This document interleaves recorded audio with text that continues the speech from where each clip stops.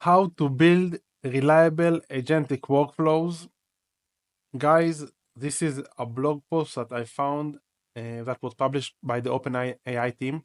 I think this is actually one of the most important videos I've recorded lately, and this was actually one of the most interesting blog posts that I've seen. They do a terrific breakdown of how to build agentic reliable workflows. And I think that any of you who are building automations, agentic workflows should at least read this cookbook. In this video, we are going to cover the most important concepts that were published in the cookbook. Basically, what they have here in the cookbook, which I will obviously share in the video description, the link to the whole article. They have a breakdown of all the OpenAI models, which I'm not going to go over because I'm assuming that if you're watching this video, you already know um, the use cases and the trade-offs of using each model. But the most interesting thing in this article is 3 different use cases and the ways that they structured the agentic workflows using these use cases in order to solve these use cases and make them more reliable and make them actually production ready. So if you've been following me and also other YouTubers, you've probably seen a lot of automations that just work nice on paper or work nice in video, but they are not really reliable and they won't work in a predictable fashion in production. Sorry, let me take a sip of water. So this is why many people are still reluctant to adopt using agents, and I've discussed this in details in many other videos of mine of how to increase reliability of the agents and how the fact that LLMs are stochastic by nature is on one hand is an advantage, but on the other hand, when we want predictability and it's not a creative process, when we want to mitigate hallucinations and we want the results or answers to be based on facts, we must use as many deterministic elements as possible because we should strive to increase reliability of the workflow. And the team that wrote this article did an amazing work. So let's just start covering what they wrote over here, and I will zoom in whenever I feel necessary. So the first use case is a long context rag for legal Q&A. TLDR.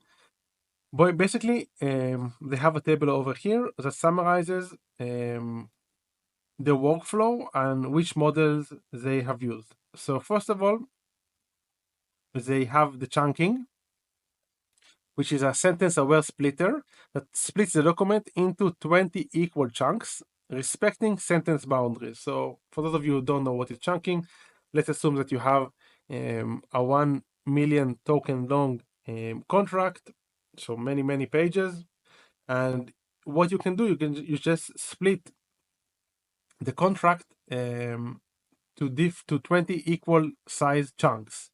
So let's assume that you had 3 million tokens, and this is goes beyond the context window that the model can solve. So you should start doing chunking, because this way you can the chunks can be in a token size that actually fits the model capabilities. And although in this specific example the contract or the document size is 900k tokens, which is still within the limit of the context window, they still decided to do the chunking, and I will elaborate in a moment why. Then they have routing, which is done by GPT-4 Mini, which uses natural language understanding to identify different chunks without doing embedding. And I'm not going to explain what is embedding. I'm assuming that you know. Then they have an element that records the reasoning while drilling down through document hierarchy. In a moment, you'll understand everything. Then they have a citation, which is basically balancing precision with cost. So providing citations of different elements in the document, you will see in a moment. Then they have synthesis, basically generating the answers based on the user's query, and a validation/verification layer. Now, basically, what they're trying to do is take a document. This document is a trademark trial and appeal board manual of procedures. The manual contains detailed procedural rules and guidelines coming to 1,100 pages total. The target users are IP, litigation associates, and paralegal who need quick, accurate answer to procedural questions only based on this document. So not based on any LLM knowledge, but specifically based on this document, which is very important to understand. Now, typical questions can be like, what are the requirements for filing a motion to compel discovery according to the document? What deadlines apply to discovery conferences as specified in the manual, etc., etc. Now, here's the outline of the agentic RAG flow. So first of all, they load the entire document into the context window. They split it into 20 chunks. They ask the model which chunks might contain the relevant information based on the query of the user. Then they drill down into selected chunks. So let's say the model said that chunk number 4, 5, and 7 seem relevant. They are going to drill down to chunks 4, 5, and 7, and also repeat that, and also chunk this this specific chunk. It's going to chunk it down again to 20 pieces until they found a paragraph which is at least 500 tokens long that is the most relevant to the query of the user. After looping this between step 2 to 5 and finding the most relevant paragraph in the whole document that might answer the query, they generate an answer based on the selected paragraphs, and then the answer is also going to contain a reference, like the where the answer is coming from in the document, and in the verification layer they are going to verify based on the location that was cited in the answer. So this is how it looks like. So loading the document, splitting, looping in order to find the most relevant paragraph, then generating the answer, verifying the answer, and deliver the answer to the user with a confidence level, which is also something very interesting that we will cover in a moment. Now, over here, they share which model has been used for each step. And now they are sharing the documentation, the implementation. So this is actually very valuable because you can see what libraries they are using, how they are using, their prompts, etc. So let's see if there's anything. So here they're doing the chunking. Here they elaborate about why they chose 20 chunks. So 20 is an empirically chosen number for this type of document/task, and it might need tuning for other documents based on size and structure. The higher the number, the more fine-grained the chunks. Pretty obvious, but important to understand that you don't have to stick to 20 chunks. You can do more or less. It depends on the use case. The key principle, however, is splitting sections of the document up in order to let the language model decide relevant components. This same reasoning also applies to max depth, which is also something that we will cover in a moment. So let's move forward. I'm not going to go into the implementation, but as I said, it's a good reference. So over here, this is the output. Basically, they did the initial chunking. Then they have, as I said, they are going to do another drill down, another layer of chunking, going deeper. Now, what they're doing over here, which is cool, is they're maintaining a scratch pad, which is basically all the historical data or the streamed data, the streamed chain of thought of the model. And this way, they can also analyze the model thinking and optimize the flow. So this is something pretty useful, maintaining a sketchpad. So as they are saying here over here, it allows the model to track decisions criteria and reasoning over time. Yeah, so moving forward, this is an example of a question that they have used in order to find the most relevant chunk. So ask the model which chunks, this is the function. So ask the model which chunks contain information relevant to the question, maintain a scratchpad for the model's reasoning, use structured output for chunk selection, and requiring tools call for the scratchpad. So this is the system message. You are an expert document navigator. Your task is 1. Identify which text chunks might contain information to answer the user question. Record your reasoning in a scratchpad for later reference. Choose chunks that are most likely relevant. Be selective but thorough. Choose as many chunks as you need to answer the question, but avoid selecting too many. So the prompt is pretty ambiguous, but I don't know what to think about this, but it's very specific, but it's on the other hand, it feels ambiguous. I'm not sure if this sentence on its own is ambiguous. Okay, moving forward. Now they are starting the recursion, basically going deeper and deeper into the relevant chunks. Let me see if there's anything interesting or important here. No, just a simple recursion, looking for the relevant chunks. Now they're saying, let's run the navigation for a sample question with the improved approach. So basically they're asking, what format should a motion to compel discovery be filled in? How should the signature be handled? So this is the output. And what they're doing over here, they are suggesting also an interesting trick. So they're saying, we do a nifty trick here where then we dynamically construct a list of literals, which forces the model answer to be of the options we provide. In this case, the paragraph IDs. There are some restrictions on the number of options we can provide. So if you find your system citing more than 500 documents, then this solution might not work. So basically, they are instructing the model to give structured output that will contain the paragraph ID. So this way, it will also be easier to validate afterwards, and also the model is going to minimize any options to hallucinate or just generate response out of the blue. So let's see the system prompt over here. So you are a legal research assistant answering questions about the trademark TBMP. Answer questions based only on the provided paragraphs. Do not rely on any foundation knowledge or external information or extrapolate from the paragraphs. Cite phrases of the paragraph that are relevant to the answer. This will help you be more specific and accurate. Include citations to paragraph IDs for every statement in your answer. Valid citations or, and this is all the valid citations, like a string that contains all the valid citations, which is basically the paragraph numbers. Keep your answers clear, precise, and professional. And as you can see here, basically they are requiring the response from GPT-4.1.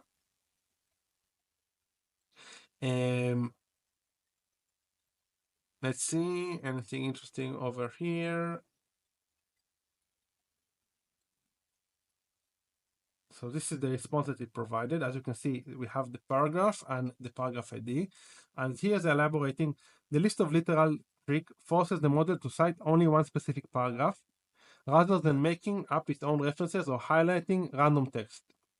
Imagine it as creating a digital table of content that GPT 4.1 can only select from. This solution ensures you get verifiable citation trails back to exact source material, solving an important problem in long context RAG. And finally, they validate the long context using LLM as a judge approach.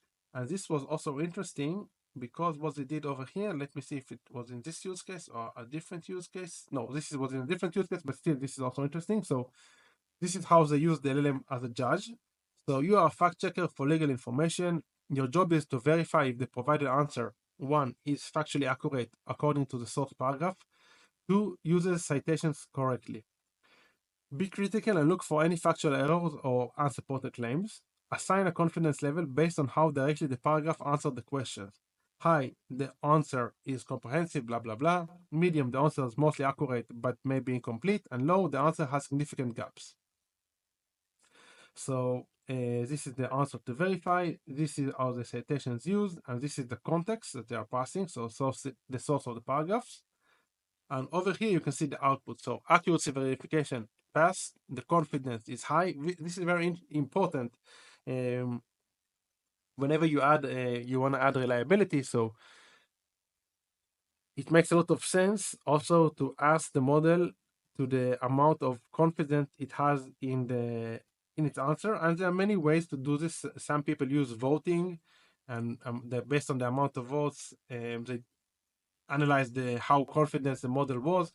I'm not going to elaborate about this, but this is something very important just to increase the reliability, and I highly recommend that you incorporate this thing into your automation, just asking the LM for the confidence score. So whether it's on a scale or whether it's just high, low, and medium. And we'll see in the other use case a different way that they are doing scoring or validation, which is very, very interesting as well. Now over here, we have the explanation of why the confidence level is high, and we have the final verified answer and the citations. Now over here, they are sharing the costs. So estimated fixed versus variable cost. So how much would it cost to generate an embedding in a traditional RAG, and how much did it cost to do this agentic RAG? And as you can see, zero, because there was zero pre-processing. They didn't do any embeddings. Now they have cost of each query, each model, etc.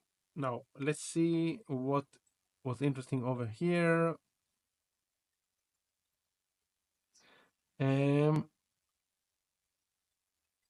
Okay, so takeaways: context window is superpower. Million token context window makes it possible to navigate documents on the fly. Hierarchical approach mimics human reading. So agentic routing works like a human skimming a document for 11 sections. So imagine I was a legal analyst, so I would probably go over the table of contents, look for all the relevant chapters in the document, then start skimming through each chapter, looking for sub chapters or paragraphs in the chapter. So they are mimicking this in the agentic workflow, which is very interesting. Another important takeaway is the scratchpad, which enables multi-step reasoning, which also helps with maintaining the records to improve navigation quality, and also improves the ability to analyze after the iteration. No database was used, and verification obviously improves reliability. So the LLM as a judge pattern catches error before they reach users, which is very, very important if you want to create a reliable agentic workflow. Now moving forward to the next use case, which was also very interesting. So AI co-scientists for pharma and R&D. Over here, they are sharing which models they have used. So for the ideation, they are using O4 Mini. Then they are using O4 Mini for ranking. You will understand in a moment what does each stage mean. Then for the critique synthesis, they are using O3. Then for safety, GPT-4.1 Mini, and for learning O3. Now the scenario is basically optimizing complex experimental procedures in pharmaceutical R&D, such as improving synthesis yield of a new drug compound while adhering to strict constraints. Now, the users or research scientists and lab technicians involved in drug discovery and development. And what they usually ask for is, for example, suggest 3 distinct protocols to increase the yield by more than 50% by testing different catalysts, staying under 15K using approved reagents. I don't even know what this word means, which I can understand from the context. So another typical ask is propose protocols to optimize XYZ13 yield below 60 degrees Celsius due to past heat issues, exploring different approved solvents within budget. Now they are sharing the constraints, the budgetary constraints, safety and regulatory constraints, and the human oversight constraints. Okay, this is the architecture. We input the goals. We have the ideation phase. We have then the tournament ranking, which is the most interesting part, in my opinion. Then we have the deep critique, the synthesizer, and we have the final plan with a safety check. Moving forward, so this is how they define the roles of each agent. So for example, hypothesis agent is you are a pharmaceutical hypothesis specialist, focus exclusively on analyzing the compound structure and research goals to generate testable hypothesis, consider mechanism of actions, binding affinity predictions, and potential off-target effects. Then other agents, then the ideation. Let me move forward to the thing that I like the most is the tournament ranking. So basically, in the first stage, we get different protocols. Now, what they're doing over here, instead of analyzing each protocol on its own, they do a tournament, and they always compare in pairs. So generated protocols are compared pairwise based on criteria like expected effectiveness, feasibility, cost, and novelty. Instead of asking the models to score protocols in isolation, providing two protocols at a time and asking for a direct comparison against specific criteria often yields more reliable relative rankings. So this is something very interesting to do. So, and they are saying here, in early experiments, we found that asking models to score protocols on a scale led to inconsistent results with score compression. The tournament approach solved this by forcing relative judgment that proved more reliable. They claim that this mirror human expert behavior, which is pretty true. Scientists often find it easier to compare two different options directly than to assign absolute scores.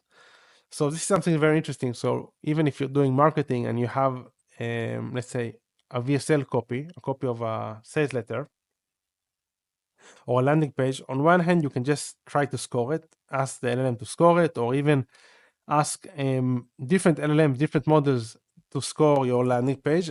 But on the other hand, what they are proposing here, and something that I actually use very often, is I ask the LLM to provide score comparing two different landing pages. And I don't tell it which landing page is mine. And based on the judgment, based on the score, I know that if the landing page that is mine, it has a lower score than the competitor, I ask it, okay, how can I improve this landing page in order to outperform the competitor?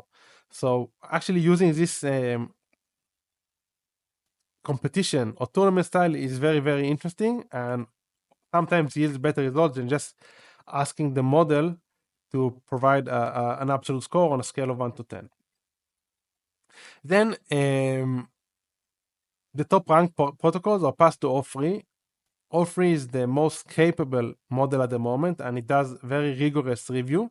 It acts like a senior scientist, assessing scientific validity, methodology, safety, budget compliance, and suggesting improvement or synthesizing a final refined protocol.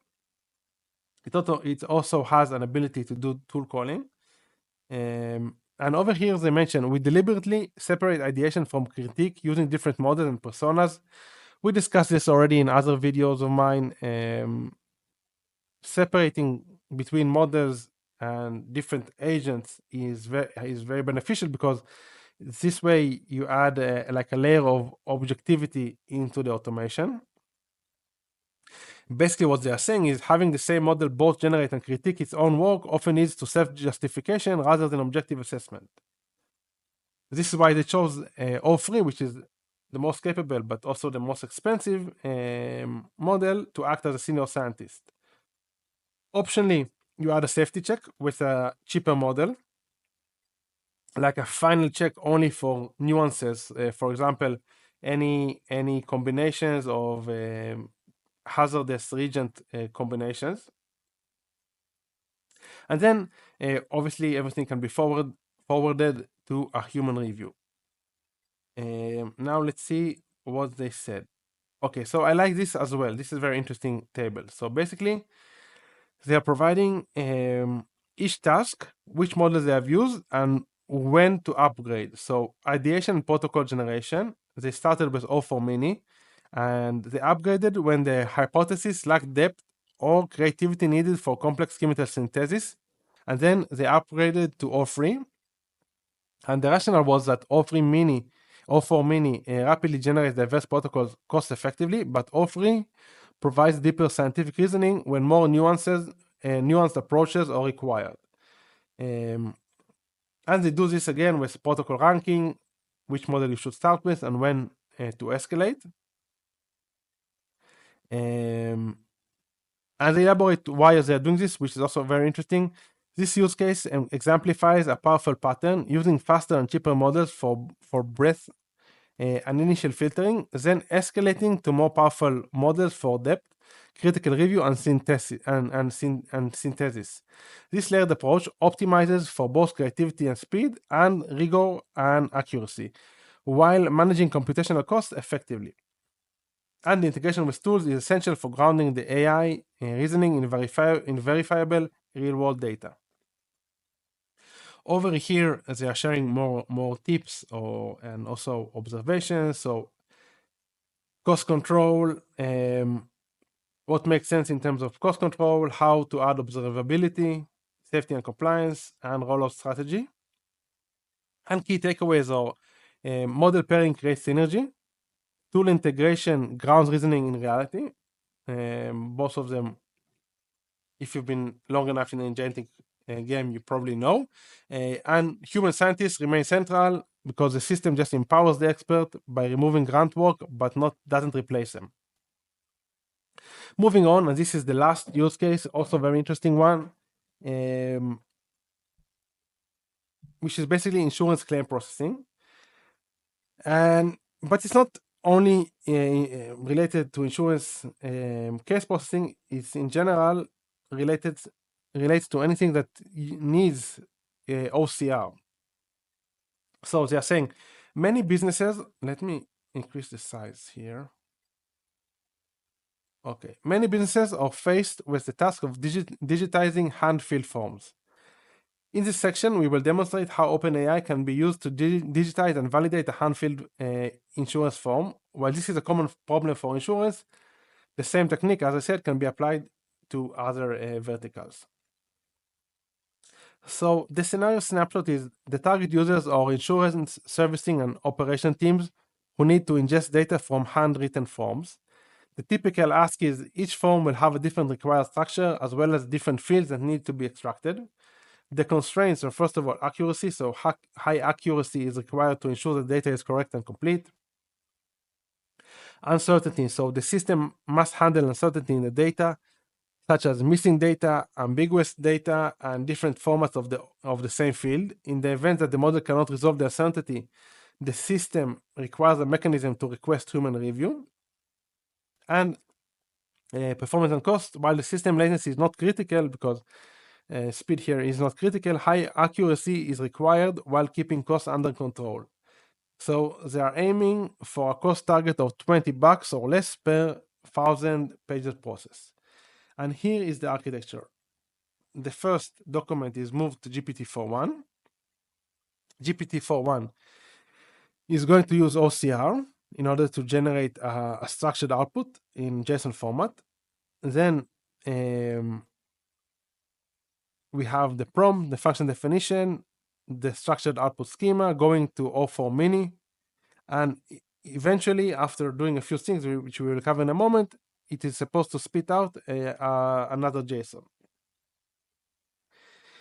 Okay, so this task is complex and requires a wide variety of model capabilities. While O3 is capable of doing all of these at once, we found during experimentation that O4 Mini alone was not sufficient to achieve the necessary performance due to the higher relative cost. We instead opted for a two-stage approach. So instead of using a model that is capable of doing everything on its own, they decided to do two steps. First, using O4 Mini, the less capable model, but which is cheaper, see what they can achieve, and if they still need more work to be done, they are going to use a more expensive model, which in this case is going to be O3. So stage one is performed using the vision capabilities of GPT-4.1. This stage is optimized to extract the text with maximum accuracy, leaving uncertainty for the reasoning stage and not making any assumptions not visible on the page. By doing OCR in the first stage, we do not require the reasoning model to work directly from an image, which can be challenging given all the other tasks the reasoning model must perform. So this is very interesting as well, because some people who build an automation, they might upload an image like this and ask the reasoning model to answer based on the image. But this way, you don't separate your requirements from the model, and this might confuse him or just yield worse results. So what they are suggesting is breaking down this to two steps. First, doing the OCR step, generating a JSON, and then all the reasoning will be done on the JSON, on the text, instead of doing all the reasoning steps immediately or directly on the image. And now stage 2 takes advantage of the reasoning capabilities of O4 Mini.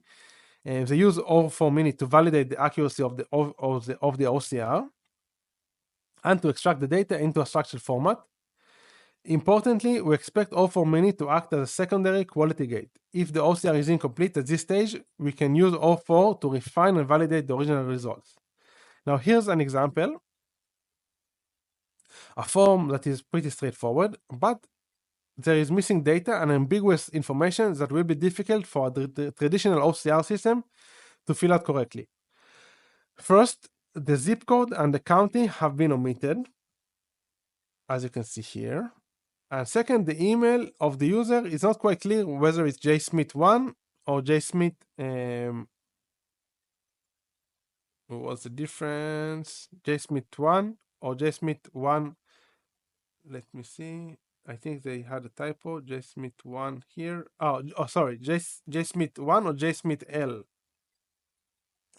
Now, they are going to show how they are solving this. Let's move forward. We don't want to go into the implementation. So the flow explanation is as follows. First, the image from the form is taken from the user's smartphone, passed to the model.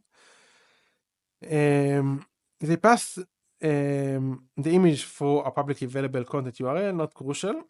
Then they are using Pydantic model that sets the structure of the output data. The model includes all the fields that we need to extract from the form, along with the appropriate types for each field. So persona contact expects a name, home in a string, home phone in a string, work phone in a string, cell phone in a string, etc., etc. Now they are running an OCR. Using the vision capabilities of GPT-4.1, they run the first stage of the pipeline to extract the text from the document in a structured format. This initial stage aims to achieve high accuracy while passing through uncertainty to the second stage. Our prompt explicitly instructs the model to avoid inferring inputs and instead to fill out the details as exact as possible. For the image input, we set image input detail to be auto, which you can also, when doing OCR in OpenAI, you can also set it to low, auto, or high. So they set it to auto. If you set it to high, it's just going to be more accurate, but going to be more expensive, as they are saying here.